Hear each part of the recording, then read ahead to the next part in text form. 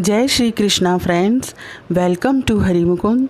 आइए आज श्रीमद् भागवत पुराण के 10वें स्कंद का 54वां अध्याय शुरू करते हैं। इसमें शिशुपाल के साथी राजाओं की और रुक्मणी के भाई रुक्मी की हार तथा श्री कृष्ण और रुक्मणी जी के विवाह की कथा बताई गई है। श्री सुखदेव जी कहते हैं, जब श्री कृष्ण रुक्मणी जी को हरण करके ले गए तब सबके सब राजा क्रोध से आग बबूला हो उठे और कवच पहनकर अपने अपने वाहनों पर सवार हो गए। अपनी अपनी सेना के साथ सब धनुष ले लेकर भगवान श्री कृष्ण के पीछे दौड़े। जब यदुवंशियों के सेनापतियों ने देखा कि शत्रु दल हम पर चढ़ा आ रहा है, तब उन्होंने भी अपने अपने धनुष का टंकार किया और घूमकर उनके सामने डट गए। जरासंध की सेना के लोग कोई घोड़े पर, कोई हाथी पर तो कोई रथ पर चढ़े हुए थे। वे सभी धनुर्वेद के बड़े मर्मज्ञ थे। वे यदुवंशियों पर इस प्रकार बाणों की वर्षा करने लगे मानो दल के दल बादल पहाड़ों पर मूसलाधार पानी बरसा रहे हों। परम सुंदरी रुक्मणी जी ने देखा कि उनके पति श्री कृष्ण की सेना बाण वर्षा से ढक गई है। तब उन्होंने लज्जा के साथ भयभीत नेत्रों से भगवान श्री कृष्ण के मुख की ओर देखा। भगवान ने हंसकर कहा, सुंदरी डरो मत, तुम्हारी सेना अभी तुम्हारे शत्रुओं की सेना को नष्ट किए डालती है। इधर गद और संकर्षण आदि यदुवंशी वीर अपने शत्रुओं का पराक्रम और अधिक न सह सके। वे अपने बाणों से शत्रुओं के हाथी, घोड़े तथा रथों को छिन्न भिन्न करने लगे। उनके बाणों से रथ, घोड़े और हाथियों पर बैठे विपक्षी वीरों के कुंडल, किरीट और पगड़ियों से सुशोभित करोड़ों सिर, खड़ग, गदा और धनुष युक्त हाथ, पहुँचे, जांघें और पैर कट कट कर पृथ्वी पर गिरने लगे। इसी प्रकार घोड़े, खच्चर, हाथी, ऊंट, गधे और मनुष्यों के सिर भी कट कट कर रणभूमि में लौटने लगे। अंत में विजय की सच्ची आकांक्षा वाले यदुवंशियों ने शत्रुओं की सेना तहस नहस कर डाली। जरासंध आदि सभी राजा युद्ध से पीठ दिखाकर भाग खड़े हुए। उधर शिशुपाल अपनी भावी पत्नी के छिन जाने के कारण मरणासन्न सा हो रहा था। ना तो उसके हृदय में उत्साह रह गया था और ना तो शरीर पर कांति। उसका मुंह सूख रहा था। उसके पास जाकर जरासंध कहने लगा, शिशुपाल जी, आप तो एक श्रेष्ठ पुरुष हैं, यह उदासी छोड़ दीजिए, क्योंकि राजन, कोई भी बात सर्वदा अपने मन के अनुकूल ही हो या प्रतिकूल, इस संबंध में कुछ स्थिरता किसी भी प्राणी के जीवन में नहीं देखी जाती। जैसे कठपुतली बाजीगर की इच्छा के अनुसार नाचती है, वैसे ही यह जीव भी भगवद इच्छा के अधीन रहकर सुख और दुख के संबंध में यथाशक्ति चेष्टा करता रहता है। देखिए, श्री कृष्ण ने मुझे 23 अक्षौहिणी सेनाओं के साथ 17 बार हरा दिया। मैंने केवल एक बार 18वीं बार उन पर विजय प्राप्त की। फिर भी इस बात को लेकर मैं ना तो कभी शोक करता हूँ और ना तो कभी हर्ष, क्योंकि मैं जानता हूँ कि प्रारब्ध के अनुसार काल भगवान ही इस चराचर जगत को झकझोरते रहते हैं। इसमें संदेह नहीं कि हम लोग बड़े बड़े वीर सेनापतियों के भी नायक हैं। फिर भी इस समय श्री कृष्ण के द्वारा सुरक्षित यदुवंशियों की थोड़ी सी सेना ने हमें हरा दिया है। इस बार हमारे शत्रुओं की ही जीत हुई, क्योंकि काल उन्हीं के अनुकूल था। जब काल हमारे दाहिने होगा तब हम भी उन्हें जीत लेंगे। जब मित्रों ने इस प्रकार समझाया, तब चेदीराज शिशुपाल अपने अनुयायियों के साथ अपनी राजधानी को लौट गया और उसके मित्र राजा भी, जो मरने से बचे थे, अपने अपने नगरों की ओर चले गए। रुक्मणी जी का बड़ा भाई रुक्मी भगवान श्री कृष्ण से बहुत द्वेष रखता था। उसको यह बात बिल्कुल सहन न हुई कि मेरी बहन को श्री कृष्ण हर ले जाएं और राक्षसी रीति से बलपूर्वक उसके साथ विवाह करें। रुक्मी बलि तो था ही, उसने एक अक्षौहिणी सेना साथ ले ली और श्री कृष्ण का पीछा किया। महाबाहु रुक्मी क्रोध के मारे जल रहा था। उसने कवच पहनकर और धनुष धारण करके समस्त नरपतियों के सामने यह प्रतिज्ञा की, मैं आप लोगों के बीच में यह शपथ करता हूँ कि यदि मैं युद्ध में श्री कृष्ण को न मार सका और अपनी बहन रुक्मणी को न लौटा सका तो अपनी राजधानी कुंडिनपुर में प्रवेश नहीं करूँगा। यह कहकर वह रथ पर सवार हो गया और सारथी से बोला, जहाँ कृष्ण हो वहाँ शीघ्र से शीघ्र मेरा रथ ले चलो, आज मेरा उसी के साथ युद्ध होगा। आज मैं अपने तीखे बाणों से उस खोटी बुद्धि वाले ग्वाले के बल वीर्य का घमंड चूर चूर कर दूंगा। देखो तो उसका साहस, वह हमारी बहन को बलपूर्वक हर ले गया। रुक्मी की बुद्धि बिगड़ गई थी, वह भगवान के तेज प्रभाव को बिल्कुल नहीं जानता था। इसी से इस प्रकार बहक बहक कर बातें करता हुआ वह एक ही रथ से श्री कृष्ण के पास पहुंचकर ललकारने लगा, खड़ा रहे, खड़ा रहे। उसने अपने धनुष को बलपूर्वक खींचकर भगवान श्री कृष्ण को 3 बाण मारे और कहा, एक क्षण में मेरे सामने ठहर। यदुवंशियों के कुल कलंक, जैसे कौआ होम की सामग्री चुराकर उड़ जाए वैसे ही तू मेरी बहन को चुराकर कहाँ भागा जा रहा है। अरे मंद, तू बड़ा मायावी और कपट युद्ध में कुशल है। आज मैं तेरा सारा गर्व खर्व किए डालता हूँ। देख, जब तक मेरे बाण तुझे धरती पर सुला नहीं देते उसके पहले ही इस बच्ची को छोड़कर भाग जा। रुक्मी की बात सुनकर भगवान श्री कृष्ण मुस्कुराने लगे। उन्होंने उसका धनुष काट डाला और उस पर 6 बाण छोड़े। साथ ही भगवान श्री कृष्ण ने 8 बाण उसके 4 घोड़ों पर और 2 सारथी पर छोड़े और 3 बाणों से उसके रथ की ध्वजा को काट डाला। तब रुक्मी ने दूसरा धनुष उठाया और भगवान श्री कृष्ण को 5 बाण मारे। उन बाणों के लगने पर उन्होंने उसका वह धनुष भी काट डाला। रुक्मी ने इसके बाद एक और धनुष लिया, परंतु हाथ में लेते ही लेते अविनाशी ने उसे भी काट डाला। इस प्रकार रुक्मी ने परिग, पट्टिश, शूल, ढाल, तलवार, शक्ति और तोमर जितने अस्त्र शस्त्र उठाए उन सभी को भगवान ने प्रहार करने के पहले ही काट डाला। अब रुक्मी क्रोधवश हाथ में तलवार लेकर भगवान श्री कृष्ण को मार डालने की इच्छा से रथ से कूद पड़ा और इस प्रकार उनकी ओर झपटा जैसे पतिंगा आग की ओर लपकता है।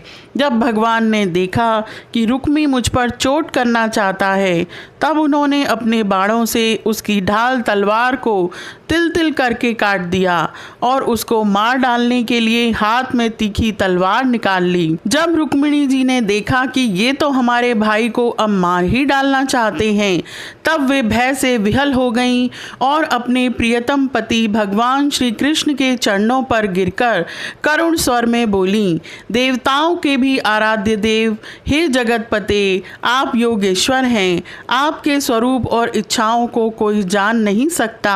आप परम बलवान हैं परंतु कल्याण स्वरूप भी तो हैं। हे प्रभु, मेरे भैया को मारना आपके योग्य काम नहीं है। रुक्मणी जी का एक एक अंग भय के मारे थर थर काँप रहा था। शोक की प्रबलता से मुंह सूख गया था, गला रुंध गया था। आतुरतावश सोने का हार गले से गिर पड़ा था और इसी अवस्था में वे भगवान के चरण कमल पकड़े हुए थीं। परम दयालु भगवान उन्हें भयभीत देखकर करुणा से द्रवित हो गए। उन्होंने रुक्मी को मार डालने का विचार छोड़ दिया। फिर भी रुक्मी उनके अनिष्ट की चेष्टा से विमुख न हुआ। तब भगवान श्री कृष्ण ने उसको उसी के दुपट्टे से बांध दिया और उसकी दाढ़ी, मूछ तथा केश कई जगह से मूड़कर उसे एक कुरूप बना दिया। तब तक यदुवंशी वीरों ने शत्रु की अद्भुत सेना को तहस नहस कर डाला। फिर वे लोग उधर से लौटकर श्री कृष्ण के पास आए। तो देखा कि रुक्मी दुपट्टे से बंधा हुआ अधमरी अवस्था में पड़ा हुआ है। उसे देखकर सर्वशक्तिमान भगवान बलराम जी को बड़ी दया आई और उन्होंने उसके बंधन खोलकर उसे छोड़ दिया तथा श्री कृष्ण से कहा, हे कृष्ण, तुमने ये अच्छा नहीं किया। यह निंदित कार्य हम लोगों के योग्य नहीं है। अपने संबंधी की दाढ़ी मूछ मूड़कर उसे कुरूप कर देना, यह तो एक प्रकार का वध ही है। इसके बाद बलराम जी ने रुक्मणी को संबोधन करके कहा, तुम्हारे भाई का रूप विकृत कर दिया गया है, यह सोचकर हम लोगों से बुरा न मानना, क्योंकि जीव को सुख दुख देने वाला कोई दूसरा नहीं है, उसे तो अपने ही कर्म का फल भोगना पड़ता है। अब उन्होंने श्री कृष्ण से कहा, कृष्ण, यदि अपना सगा संबंधी वध करने योग्य अपराध करे तो भी अपने ही संबंधियों के द्वारा उसका मारा जाना उचित नहीं है, उसे छोड़ देना चाहिए। वह तो अपने अपराध से ही मर चुका है, मरे हुए को फिर क्या मारना। फिर रुक्मणी जी से बोले, हे साध्वी, ब्रह्मा जी ने क्षत्रियों का धर्म ही ऐसा बना दिया है कि सगा भाई भी अपने भाई को मार डालता है, इसलिए यह क्षत्रिय धर्म अत्यंत घोर है। इसके बाद वे श्री कृष्ण से बोले, भाई कृष्ण, यह ठीक है कि जो लोग धन के नशे में अंधे हो रहे हैं और अभिमानी हैं, वे राज्य, पृथ्वी, पैसा, स्त्री, मान, तेज अथवा किसी और कारण से अपने बंधुओं का भी तिरस्कार कर दिया करते हैं। अब वे रुक्मणी जी से बोले, हे साध्वी, तुम्हारे भाई बंधु समस्त प्राणियों के प्रति दुर्भाव रखते हैं। हमने उनके मंगल के लिए ही उनके प्रति दंड विधान किया है, उसे तुम अज्ञानियों की भांति अमंगल मान रही हो। यह तुम्हारी बुद्धि की विषमता है। देवी, जो लोग भगवान की माया से मोहित होकर देह को ही आत्मा मान बैठते हैं, उन्हीं को ऐसा आत्ममोह होता है कि यह मित्र है, यह शत्रु है और यह उदासीन है। समस्त देहधारियों की आत्मा एक ही है और कार्य कारण से, माया से उसका कोई संबंध नहीं है। जल और घड़ा आदि उपाधियों के भेद से जैसे सूर्य, चंद्रमा आदि प्रकाश युक्त पदार्थ और आकाश भिन्न भिन्न मालूम पड़ते हैं, परंतु हैं एक ही, वैसे ही मूर्ख लोग शरीर के भेद से आत्मा का भेद मानते हैं। यह शरीर आदि और अंत वाला है। पंचभूत, पंच प्राण, तन्मात्रा और त्रिगुण ही इसका स्वरूप है। आत्मा में उसके अज्ञान से ही इसकी कल्पना हुई है और वह कल्पित शरीर ही जो उसे मैं समझता है, उसको जन्म मृत्यु के चक्कर में ले जाता है। ये साध्वी, नेत्र और रूप दोनों ही सूर्य के द्वारा प्रकाशित होते हैं। सूर्य ही उनका कारण है, इसलिए सूर्य के साथ नेत्र और रूप का न तो कभी वियोग होता है और न संयोग। इसी प्रकार समस्त संसार की सत्ता आत्म सत्ता के कारण जान पड़ती है। समस्त संसार का प्रकाशक आत्मा ही है। फिर आत्मा के साथ दूसरे असत पदार्थों का संयोग या वियोग हो ही कैसे सकता है। जन्म लेना, रहना, बढ़ना, बदलना, घटना और मरना, ये सारे विकार शरीर के ही होते हैं, आत्मा के नहीं। जैसे कृष्ण पक्ष में कलाओं का ही क्षय होता है, चंद्रमा का नहीं, परंतु अमावस्या के दिन व्यवहार में लोग चंद्रमा का ही क्षय हुआ कहते सुनते हैं। वैसे ही जन्म मृत्यु आदि सारे विकार शरीर के ही होते हैं, परंतु लोग उसे भ्रमवश अपना अपने आत्मा का मान लेते हैं। जैसे सोया हुआ मनुष्य किसी पदार्थ के न होने पर भी स्वप्न में भोक्ता भोग्य और भोग रूप फलों का अनुभव करता है, उसी प्रकार अज्ञानी लोग झूठ मूठ संसार चक्र का अनुभव करते हैं। इसलिए अज्ञान के कारण होने वाले इस शोक को त्याग दो। यह शोक अंतःकरण को मुरझा देता है, मोहित कर देता है, इसलिए इसे छोड़कर तुम अपने स्वरूप में स्थित हो जाओ। जब बलराम जी ने इस प्रकार समझाया, तब परम सुंदरी रुक्मणी जी ने अपने मन का मैल मिटाकर विवेक बुद्धि से उसका समाधान किया। रुक्मी की सेना और उसके तेज का नाश हो चुका था। केवल प्राण बच रहे थे। उसके चित्त की सारी आशा अभिलाषाएं व्यर्थ हो चुकी थीं और शत्रुओं ने अपमानित करके उसे छोड़ दिया था। उसे अपने विरूप किए जाने की कष्टदायक स्मृति भूल नहीं पाती थी।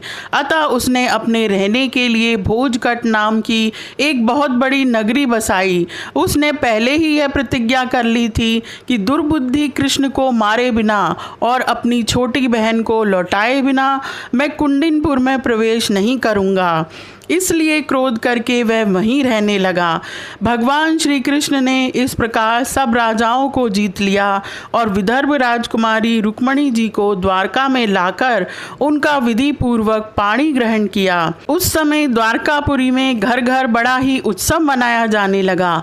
क्यों न हो, वहाँ के सभी लोगों का श्री कृष्ण के प्रति अनन्य प्रेम जो था। वहाँ के सभी नर नारी मणियों के चमकीले कुंडल धारण किए हुए थे। उन्होंने आनंद से भरकर चित्र विचित्र वस्त्र पहने दूल्हा और दुल्हन को अनेकों भेंटों की सामग्रियां उपहार में दी। उस समय द्वारका की अपूर्व शोभा हो रही थी। उस उत्सव में कौतूहलवश इधर उधर दौड़ धूप करते हुए बंधु वर्गों में कुरु, संजय, केकय, विदर्भ, यदु और कुंती आदि वंशों के लोग परस्पर आनंद मना रहे थे। जहाँ तहाँ रुक्मणी हरण की ही गाथा गाई जाने लगी।